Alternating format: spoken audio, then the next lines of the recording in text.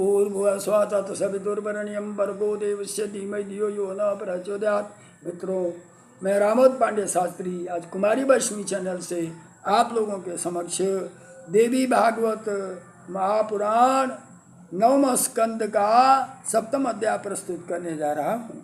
इस अध्याय में भगवान नारायण का गंगा, लक्ष्मी, सरस्वती से उनके शाप की अवधि बताना तथा अपने भक्तों के महत्व का वर्णन करना है।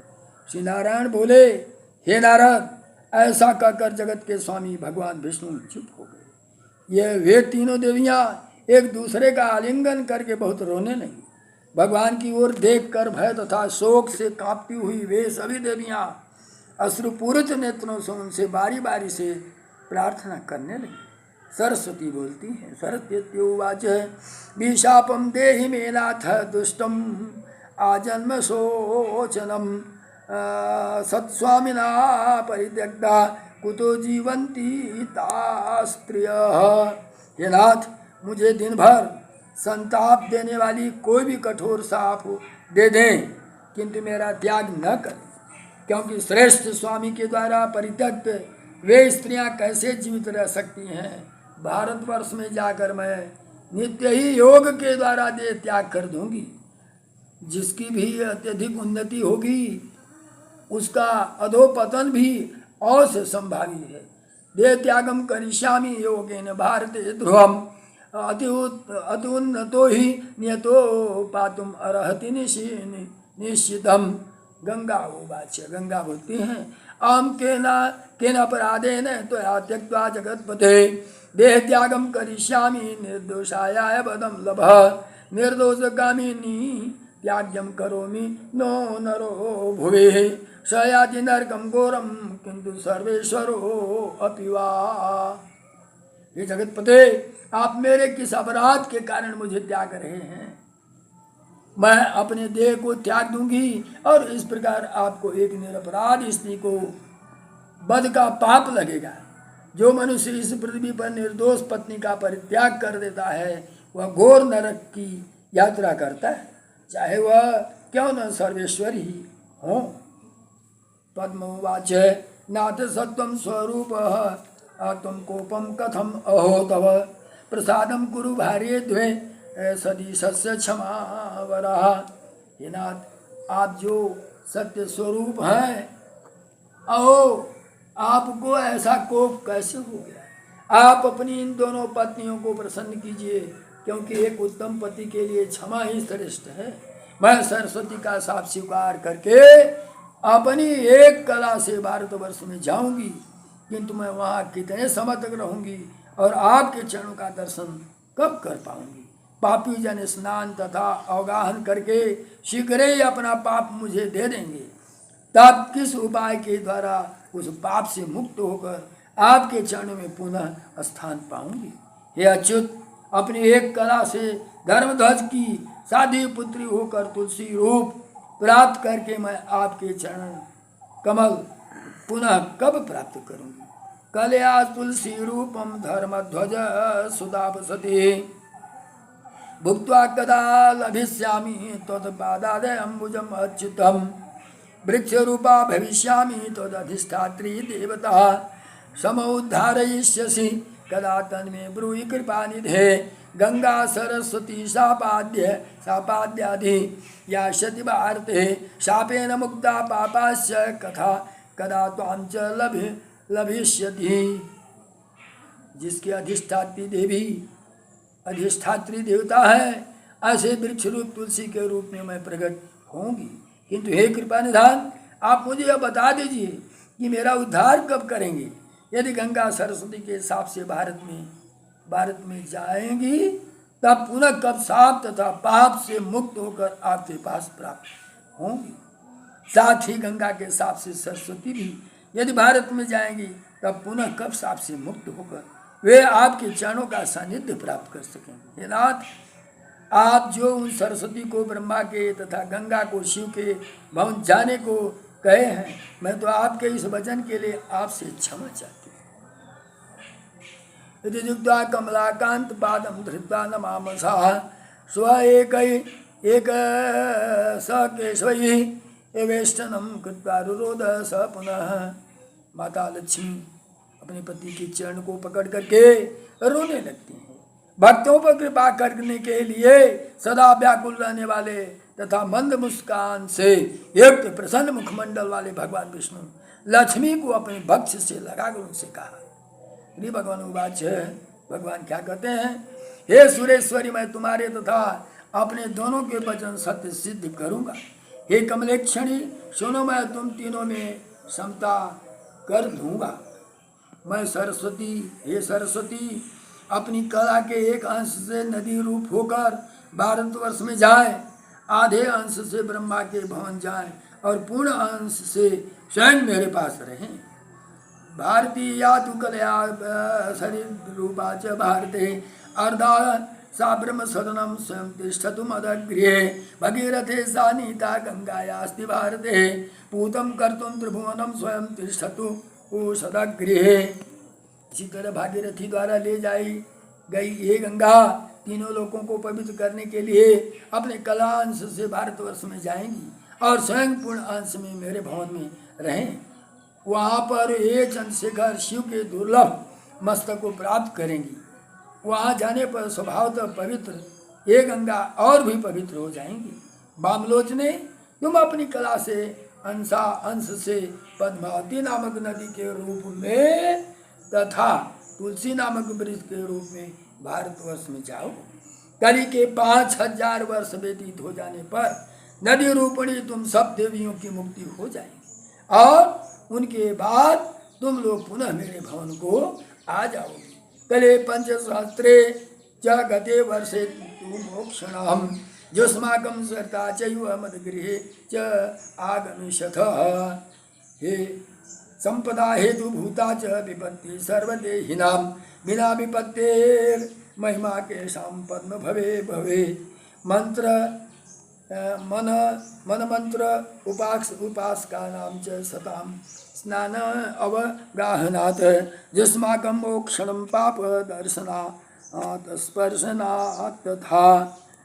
मेरे मंत्रों की उपासना करने वाले सत्पुरुषों के द्वारा तुम्हारे जल में स्नान तथा अवगाहन से और उसके दर्शन तथा स्पर्श से तुम लोगों की पाप से मुक्ति हो जाएगी। हे सुंदरी, जितने ही असंख्य तीर्थ पृथ्वी पर हैं वे सब मेरे भक्तों के स्पर्श दर्शन मात्र से पवित्र हो जाते हैं। मेरे मंत्रों की उपासना करने वाले भक्त पृथ्वी को अत्यंत पवित्र करने तथा वहाँ रहने वाले प्राणियों को पावन करने तथा तारने के लिए भारतवर्ष में निवास करते हैं।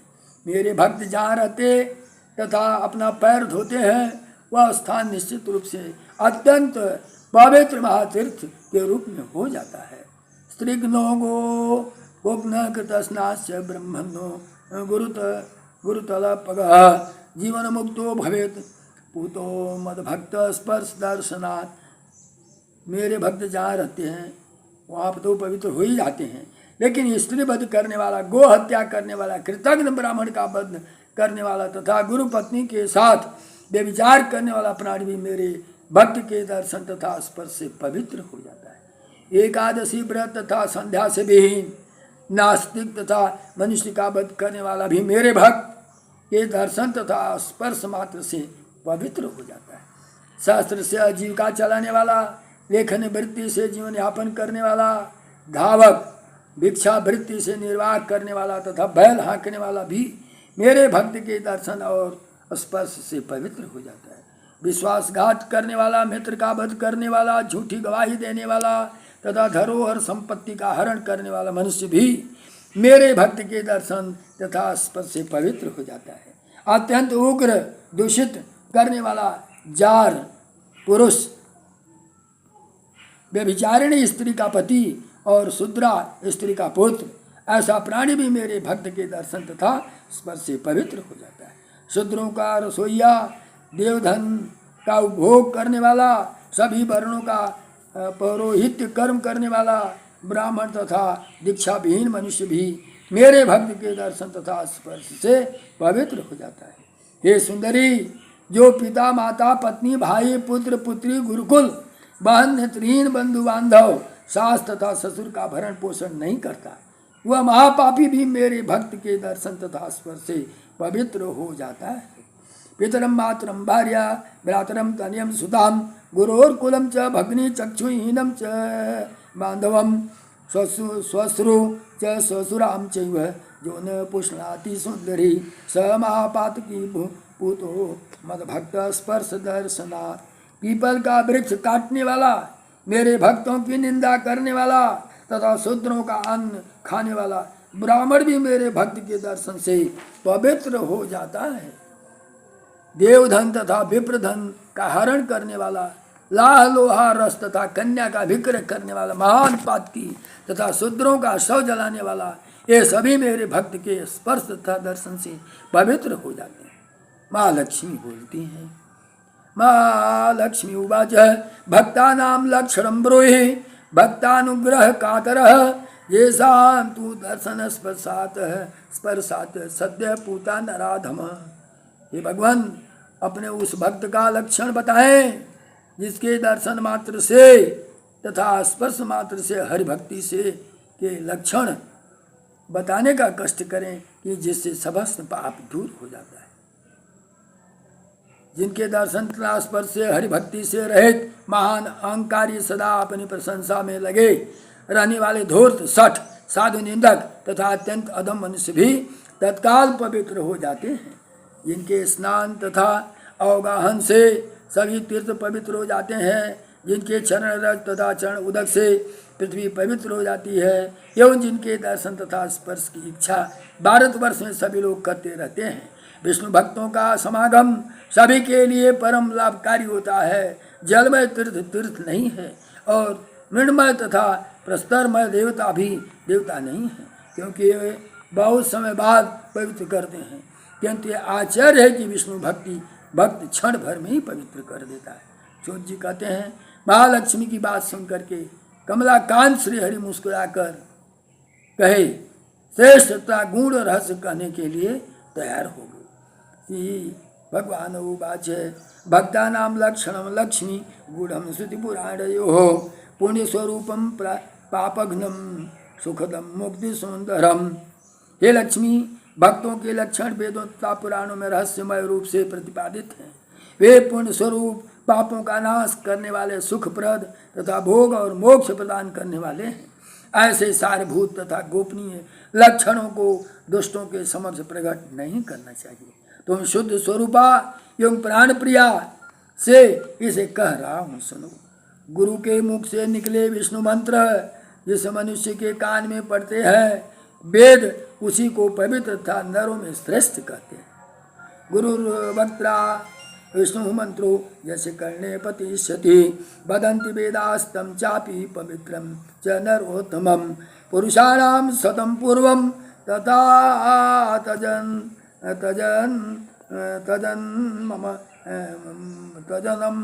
मात्रतः स्वर्गस्थं नरकस्थं वा मुक्ति आपनोति तत्क्षणात् वैकेशिश्च अद्यत्र वा जन्म लब्धम जेष्ण जंतुषु जीवन मुक्तास्तु ते पूता यान्ति काले हरे पदम। तो गुरु के मुख से निकलने वाले विष्णु मंत्र जिस मनुष्य के कान में पड़ता है, वेद उसी को पवित्रता नरों में श्रेष्ठ कहते हैं। उस मनुष्य के जन्म मात्र से पूर्व के 100 पुरुष चाहे वे स्वर्ग हो या नरक में ही हो, उसी क्षण मुक्ति प्राप्त कर लेते हैं। उनमें जो कोई भी जिन योनियों में जहाँ कहीं भी जन्म प्राप्त किए रहते हैं, वे वहीं पर पवित्र, वहीं जीवन मुक्त हो जाते हैं और समय अनुसार भगवान विष्णु के परम धाम को पहुँच जाते हैं। जो मेरे गुण के अनुसार आचरण करता है तथा निरंतर मेरी कथाओं में ही आसक्त रहता है, मेरी भक्ति के से युक्त वह मनुष्य मेरे गुणों से युक्त होकर मुक्त हो जाता है।